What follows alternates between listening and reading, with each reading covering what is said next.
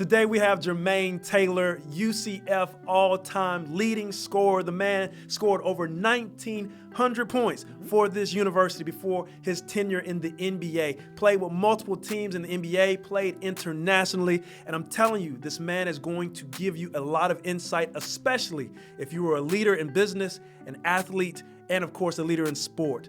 You're gonna learn a lot about resilience because he has an incredible story. You're gonna learn about transition because all of us go through periods of life where what we thought was forever isn't. And you're gonna know, when you hear him, what his sincere secret sauce was to keep him sane and head him toward the directions of success.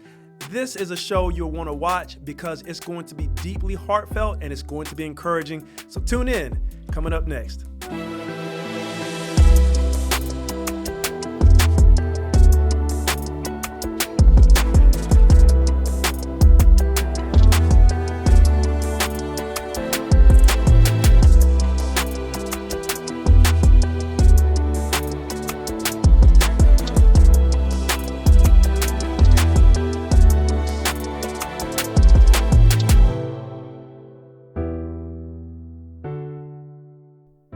Welcome back to Aspire Higher with Charles and Ivana Bailey. We have one of the all-time greats in Division I basketball. I'm not joking. We got Jermaine Taylor in the studio. Let me tell you a little about this man. Washington. This man played with the Wizards. Yes, he did. He played with the Rockets. He's played international. Yep. And in fact, he's still international. This man is a philanthropist. Yeah. The coolest thing is he was just recognized and put in the Hall of Fame for UCF. That's Central Florida. And this man literally scored points almost to the equivalence. No, but watch. Almost to the equivalence of the year we're in. This dude scored over 1,900 points. It was the most in their Division I existence. Yes. So this is the all-time leading scorer for UCF. Yep. Man, Jermaine Taylor, welcome to the show, bro. I appreciate Glad to have you, me, man. No, thank you. How's it make you feel, man, when someone tells you about yourself?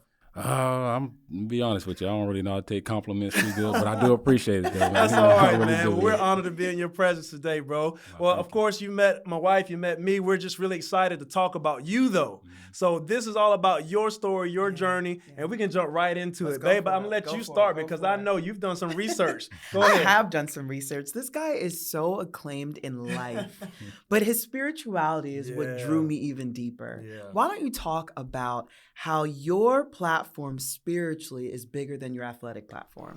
I mean, spirituality is just a part of my life. I was even telling this story not too long ago. So growing up, I grew up without a father, just my three sisters and, my mom, and I really didn't have anybody to talk to, I was struggling.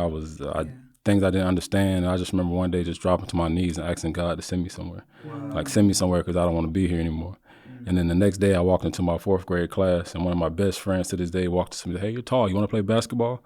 And I was like, "Yep." So his dad picked us up from school, went to my mom's house, I signed a page to play AAU, and I've literally been playing ever since. So I looked at that as that was God's way of giving me something to save my life because, basketball I've never done anything else. I've literally been playing since fourth grade till now. What a career. Yeah, of course. Yeah. It's unreal to find something you love so early. Oh, my goodness. Did you feel like the sport picked you, or was it really your determination to choose the sport?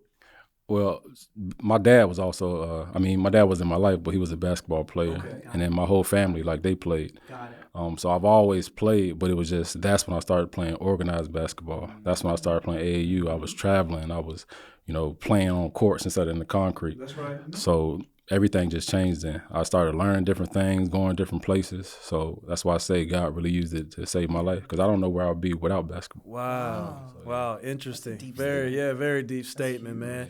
So tell us a little bit about what you do currently, because I know that people are watching, so we want them to know where you are today, and then we'll unpack it as we go. So what do you do right now? So I work with this company called Sports World, and we take former professional athletes and we put them in the schools all around the country. It's a faith-based organization, so we share our stories, and we just really encourage these kids, and we have these things called comment cards. So the kids write down, they just tell us things, that they normally wouldn't tell people. We've had kids tell us that they've been cutting themselves. We've had kids tell us that they've come up with plans to commit suicide. And, we just get them help right away. We're real involved in these communities. And like I say, we just get them help and just show them that somebody cares for them. So yeah, and I feel like that's my purpose. I feel like that's what I was put here for. A lot of things that I've gone through was for that, because I see now as I'm speaking, a lot of things that I have gone through, these kids are going through too. And when they hear me say it, I can see right away that they relate to it. So, Absolutely. yeah, it's definitely, and that's your credibility, you know? How did you navigate that space? Like, it found you, or did you always know you wanted to work with kids and empower them and uplift them? It found me. That's literally like everything in my life. So even I can think back years ago, I was playing in New Zealand, and 3 times a week we had to go into schools and talk to kids and play with the kids and things like this. And then I've always just found myself, I'll be in the gym and someone will come up there and be like, hey, we're having camp downstairs, you mind come talk to the kids? So I've literally been doing it for like 12 years. And then I was playing in the Big Three a few years ago. I ended up getting hurt. I tore my Achilles. Oh man, I think boy. this, I know, right? And it's ironic Achilles because story, no joke. it's happening so frequently. But I have a story with that too. I tore my Achilles, man, my first year as a professional track athlete.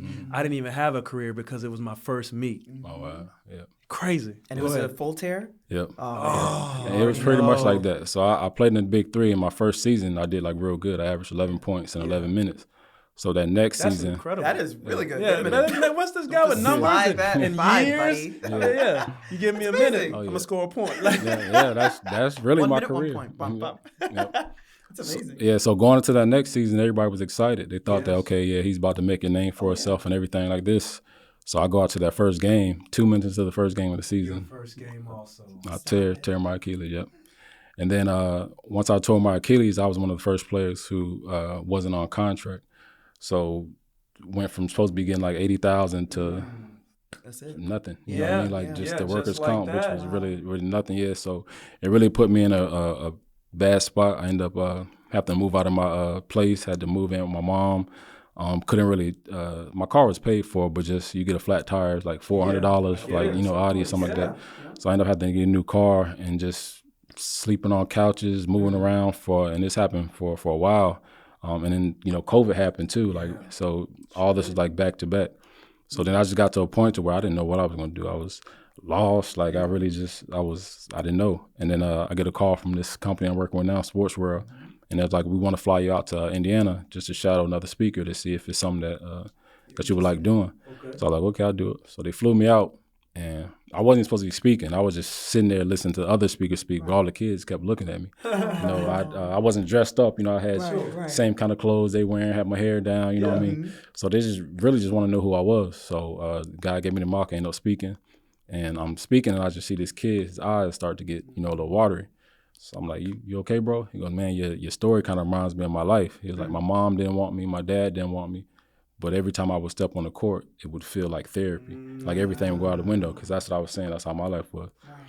And right then and there, I knew that this is why I was here. This is what God put in front of me. And then I just took off from there and been doing it ever since.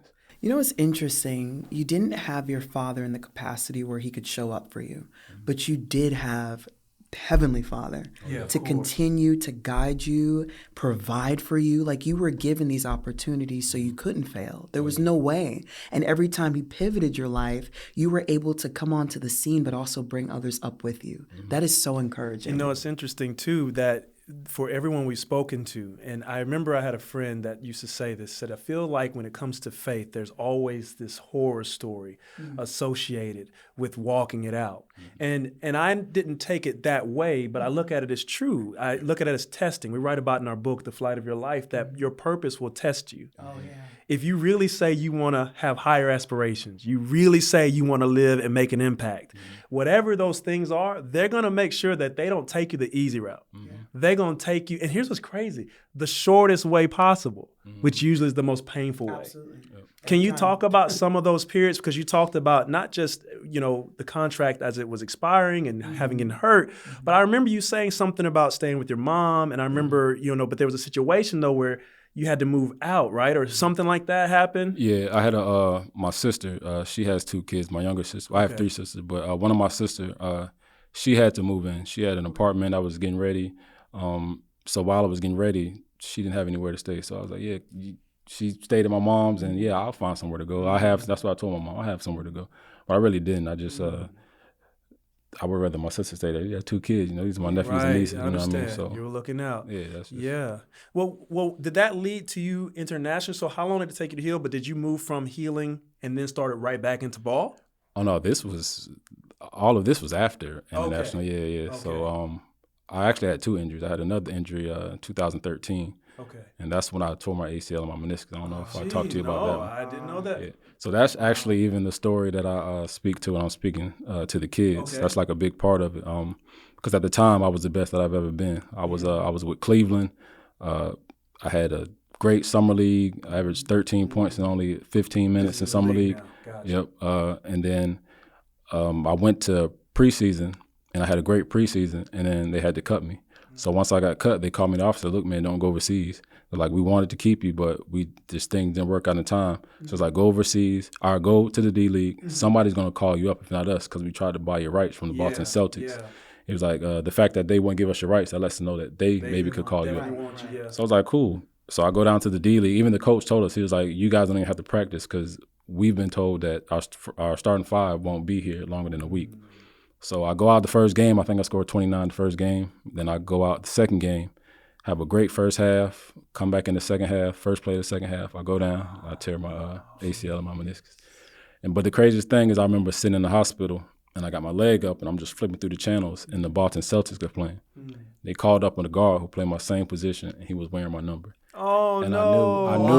I knew that was supposed to be me just because the Celtics paid for everything. They paid for all my surgery, to fly me home, to fly me back. So they're not doing that. Yeah, they're not doing that if it wasn't for me. So, but I believe everything has its reasons. It does. So many things happen in my life. I don't look at things as good and bad. I look at this is what it is. This is God allowed this to happen because it's turning me into who I'm supposed to be. Come on now. And that's literally how I have to look at things because so many things that just happen. And then once I look back on it, I see that it was necessary. Because I even know how I was thinking at the time. The wisdom that I have now, I didn't have. So had I not gotten hurt and was in the NBA, I could have run my life in a whole different way. Just because, like I said, I didn't have a father. And I could have easily have gotten sucked into that lifestyle and just went down the wrong path. So I look at it as not bad. It's just what was necessary for me to become who I needed to be. Wow.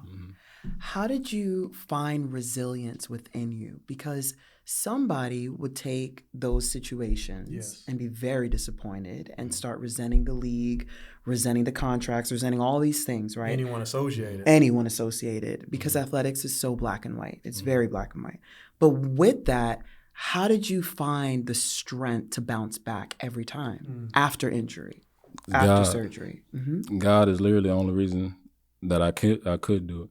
Like there's no other thing that I can think of that's happened in my life besides just God being there that helped me get through everything. Wow. Because it's just been so many crazy situations, like back to back to back to back to back. Trials. Yeah, and then now that I'm looking at my life, like I say, I just see how necessary it was. Yeah. So that's literally I can only give credit to God. That's it. Awesome, man. That's it.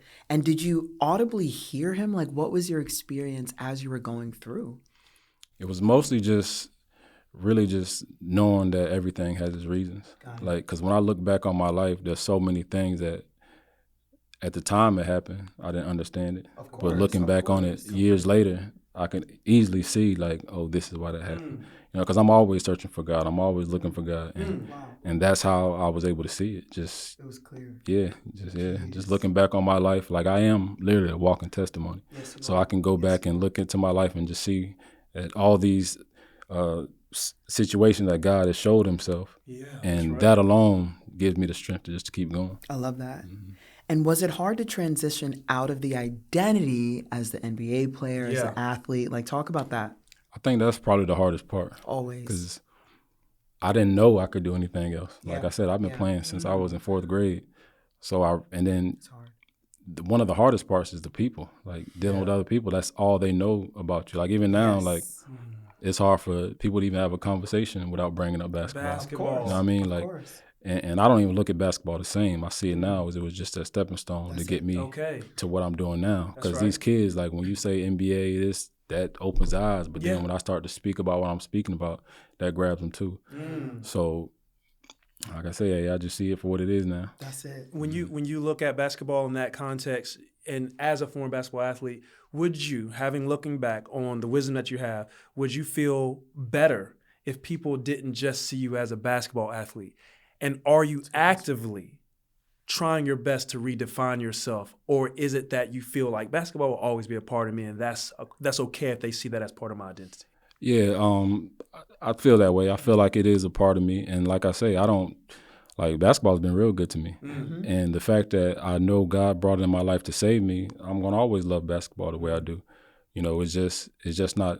I just don't want that to be what people think that's it. Right. That's all that you can do and all that you are. Right. You have higher aspirations. Right. So talk about that, because I think that'd be a great segue into what we wanted to ask you. So we've talked about the injuries, we've talked about some of the things that you've walked through, but let's talk about the other side of that, right? So you transitioned into international speaking. You're helping kids to find their path. Right. What are some things that you've learned that you're actually giving them? What are some of the things that you really want to tool them with? Let's say that there's an athlete watching right now and they're like, okay, I got so much of his story, but what can I get from him? What would you say to that person? I would definitely say just to not put yourself in a box and don't let other people put you in a box. Yeah, you're an athlete, but you are so much more than just an athlete. Right. You know what I mean? Because, I play ball, but what I'm doing now fulfills me way more than the basketball ever could. That's right. You know what I mean? And that's what I don't want a lot of these players to get caught up in, because people will just automatically just put you in that box. You're a basketball player, go be a basketball player. Stop trying to do all of this, that, this. Right, and shut up and dribble. Yep. Man. Right. Yep. And I was like that for a little bit, really, until my last injury. And then it just showed me, like, oh, man, I can do this if I want. I can do this if I want. If I put my mind to this, like, I can literally do anything. That's right. Regardless of what it is. Yes. Basketball was just what I chose to do and chose to put my all into. That's it. But it doesn't matter even if I want to be a lawyer. If I decide to put my all into that, I can be that too. You know what I mean? That's right. What are some of the things that you are doing? Because I've come to know you a little bit. I think you do some art, right? What other things do you do outside of just speaking to young athletes? Well, photography that's something that I picked up while playing basketball too. Interesting. And that's something that I enjoy doing. I love doing. And I've sold a couple of my printouts already. Okay. Yeah. Look at this. I've done photo shoots. I've taken pictures for the big three. And it's just because I'm doing so many other things, I haven't totally put all my energy and focus into that. Understood. But I know if I was to do that, I know I would take off like this. The minute that I said I wanted to do it, I created a Instagram. And I think it took me 3 days. I had 300 some followers. That's incredible, especially for something that no one knows you for or as. Yep. That's incredible, man. The reason why I asked that too is because I know that someone listening and watching may not understand, and this is what I want them to pick up. Yeah. You have right in front of you opportunities that you may not be seeing. In fact, we did an episode about opportunity blind spots. Yes. Sometimes it's the perspective, and it takes a hard shift or something. And I hate that it sometimes has to be detrimental, but a lot of times that's the only way that we can be shaken up enough to pay attention to everything we've already been given. Correct. And I love that you aren't afraid to say, I'm starting from the bottom. You never once I wanted to be to the level it was when I was at the pinnacle of my career. This is me finding me.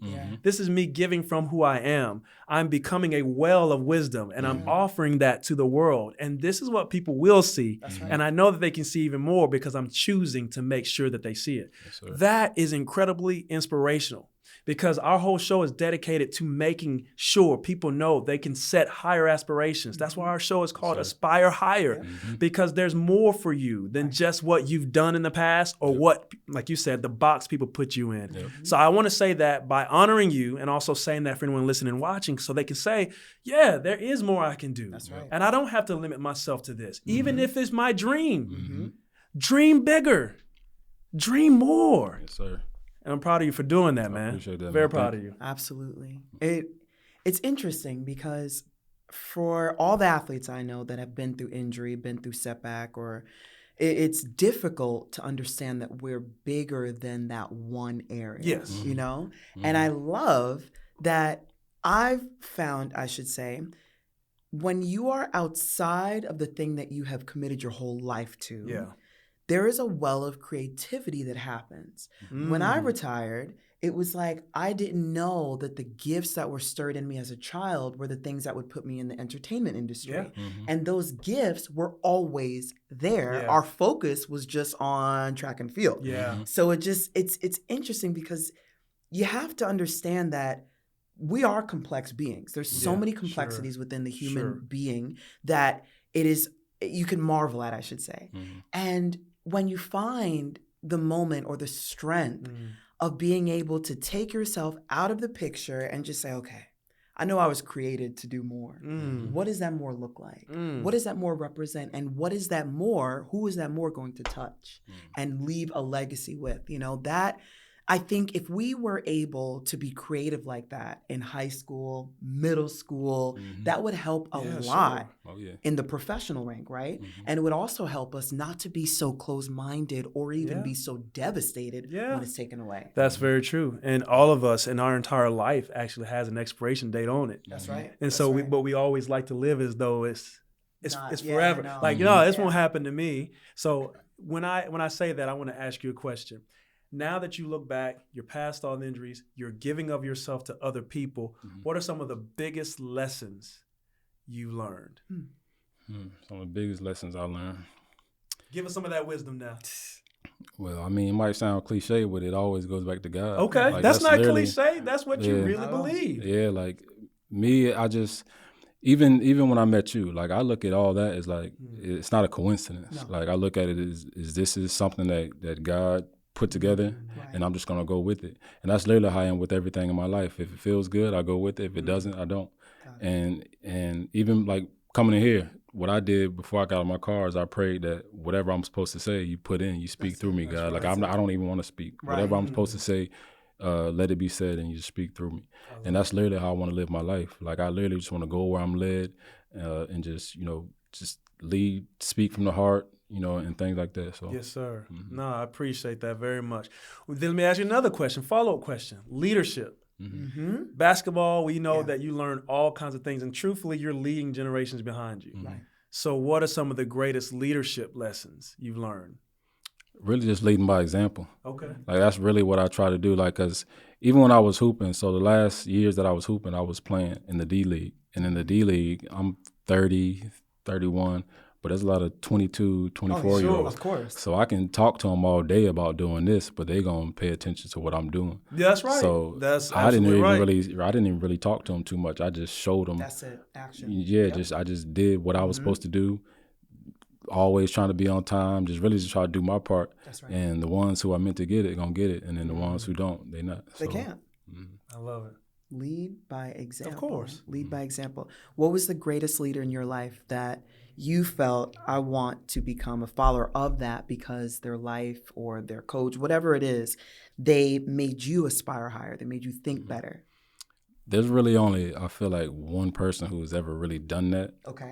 Because as a kid, I took from everybody. Okay. Like I didn't have any role models. Like I liked the way my aunt did this, so I did that. I liked the way my mom did this, so I did that. Of everyone, yep. But the first time I remember feeling like that was I have a friend who has some condos in St. Martin. Okay. And I went to St. Martin and I met a guy who, they called him Rasta, but he literally lived off the land. He made his own house. He grows his own food. Everything that he was wearing was all him. Like, and that was the first time I was like, man, like, I can imagine his relationship with God just because he's pure, living the way God is saying we're supposed to be living. You know what I mean? So that was one person who I was like, yeah, I would definitely want to strive to whatever got him to where he is right now. Like, I would love to do that. Wow. What the most humble person. That's what I was going to ask. Yeah. What Not was the it one that with drew the glitz, That's the glamour, right. Oh, yeah. the cars. It wasn't that. Oh, yeah, no. Very interesting. It's very interesting. Would you say that, I have to ask this, having seen it, because you've been to the pinnacle, you played in the NBA for years. It's not like you just were there. Right. And then you come away from that. You get to see the stark contrast. Right. Oh, yeah. And it's interesting as an NBA athlete, because you're not the first that I've heard to say this, especially in the NBA. But you're like, that stuff, that ain't even what I want anymore. I don't even need it. Talk about that contrast and how is that possible? Because so many people, their aspirations are to get those things. Of course. You're like, I just want to leave those things. Yeah. Well, I didn't come from that. Like, I came from humble beginnings anyways. And then once I got there, you start to see, like, yeah, you might have this, you might have that, but your soul is dirty. You know what I mean? The way you talking to people, the way you treating people, like, and I always had a connection with God, so I can easily see God in a person, and when someone is lacking God in a person, you know what I mean? And that's just something that I was never really drawn to. Don't get me wrong, I've had some of these things, but not even for those same reasons. Like even my I had an Audi A7, but I never got that car for showing off or because of this, that. Yeah. I got that car because when I was growing up, nice cars, we used to say that's for white people. No, we used to say that's for white. We used to think it was for white people. Yeah. You know what I mean? Like literally, that's literally our mindset. Wow. You know, we didn't know anybody like growing up. I think I might have known one black guy who grew up with his mom and dad. You know what I mean? So a lot of these things were like, we just thought white people had it. So when I go to my hometown and they see me in an A7 and they know that I'm still doing the right things, that means a lot to me. You know what I mean? And I don't, it's not like I love it either. Like, I get it.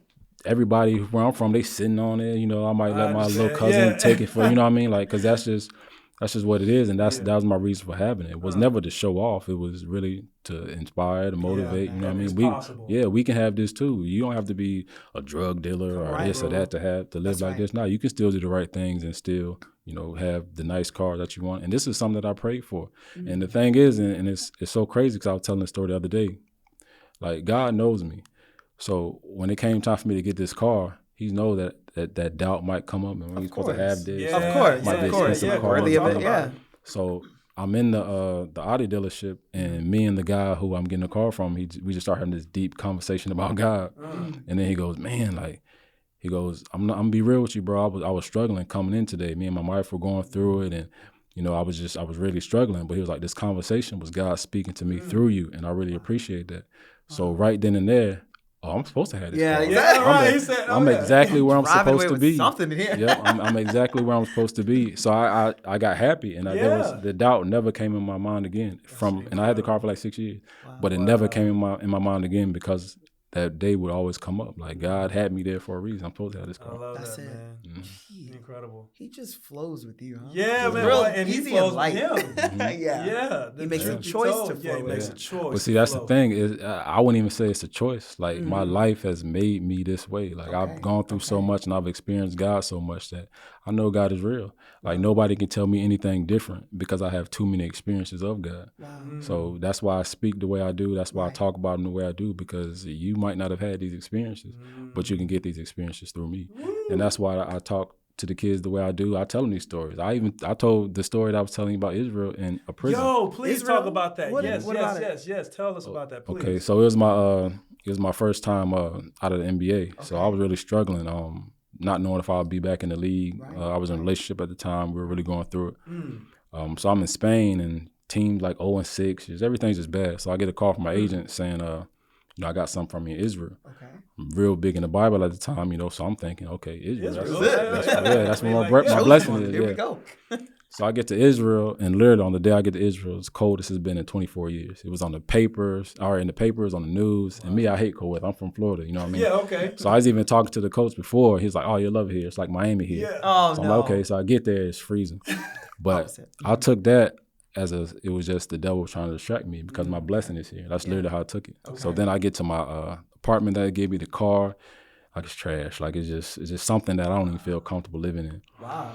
So a couple of days go by, and I just see that things just went from bad in Spain to worse in Israel. So I got the realest that I've ever gotten with God. I was like, look, I'm not leaving this room until you speak to me. Right. I can't take it from a preacher anymore, a sermon.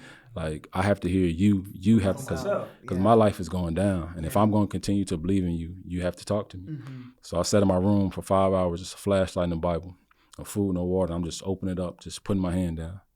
And everything that I was landing on was talking about doing more for others than you do for yourself. Come on, bro. Like that's literally everything that kept coming up. Wow. So I ended up getting up, going to my teammate's apartment. And out of nowhere, he's like, man, I got 8 brothers and sisters. Team hasn't paid me in 2 months. Like I don't know what to do. My mom, she has another baby on the way. She thinks I'm over here just wilding. Yeah. So doing more for others than you do for yourself is what I've been reading all day. When I got to Israel, I signed a $2,500 signing bonus. So I'm like, okay, I'm gonna give this to him. And then he started talking about like Gucci, Louis. He was like, that's rich people stuff. I've never had that. And I'm thinking on my way to his apartment, like I'm literally kicking this stuff out of the way just to get through the door.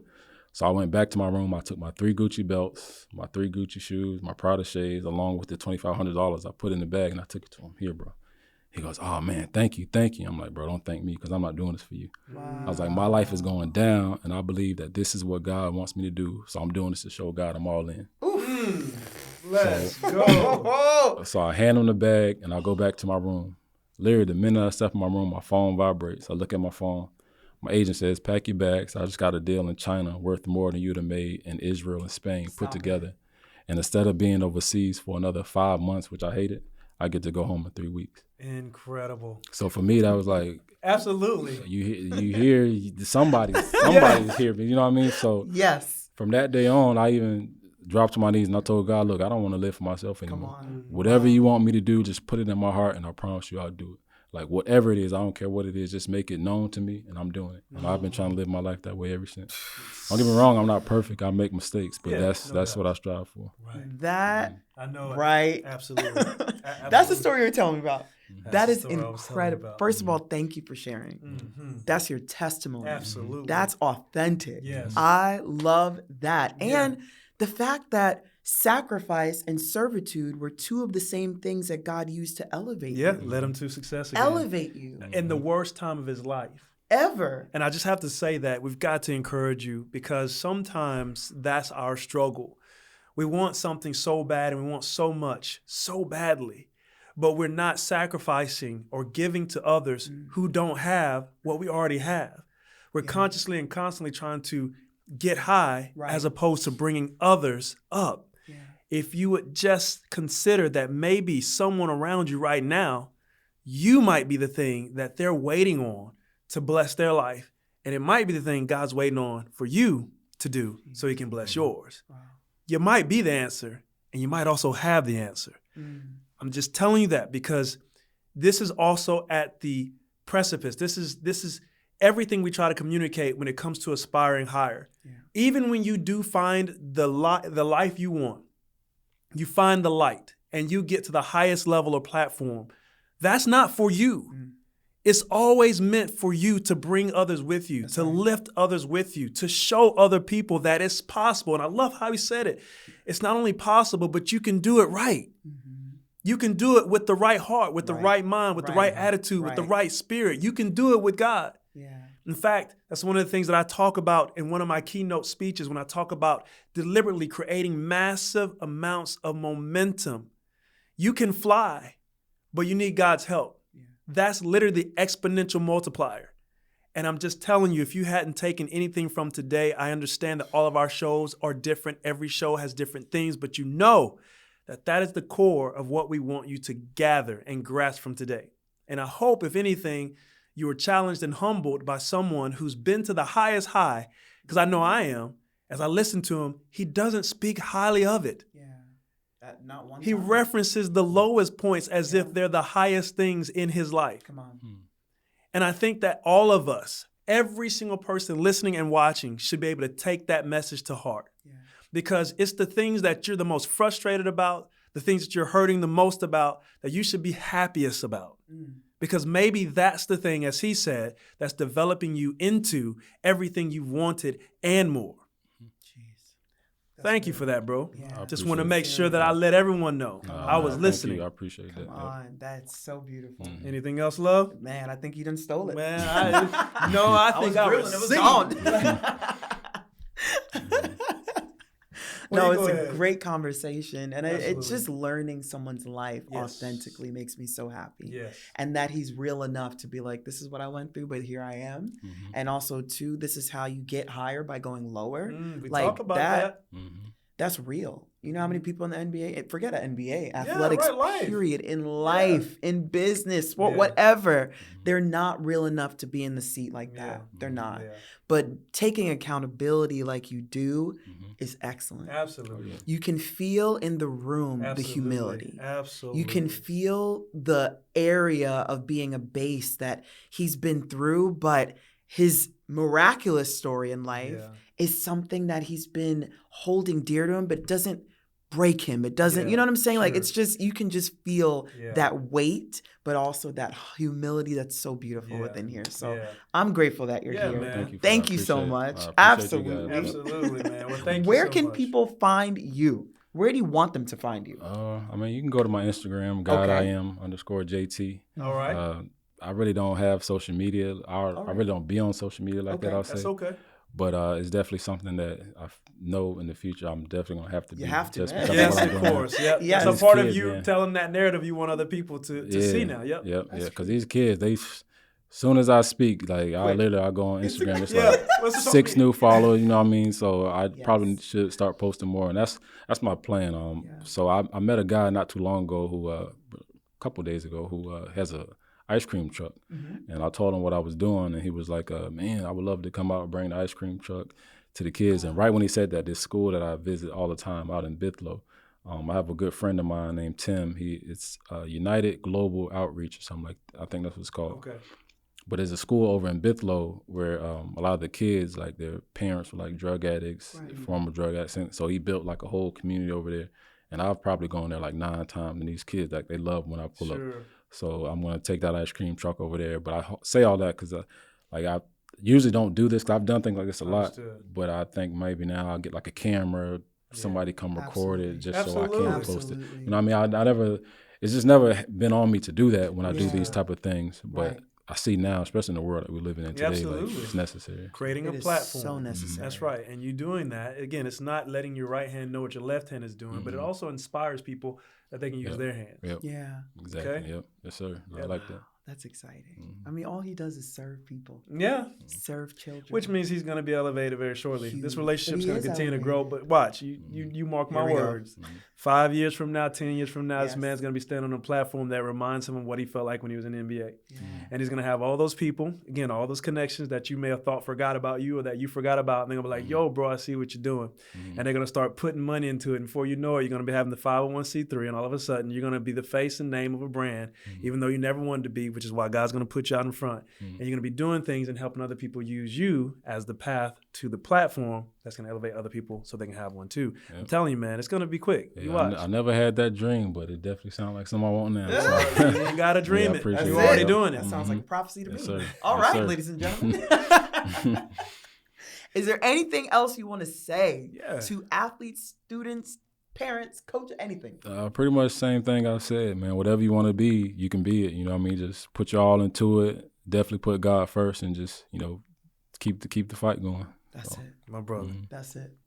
All right, guys, thank you so much for tuning in. This was a very special conversation for us. We're really grateful to have had it. Changed the dynamic of the show quite drastically, which we're grateful for, and we hope that it changed the dynamic of your life having listened to it. So, as we always say, hit that like, hit that share button, because somebody need to hear it, but definitely hit that subscribe. It's your vote of confidence for us and what we do, because we're trying our best to use our platforms to inspire you. Again, you know where to find us, you know where to follow us. But until next episode, we'll see you next time.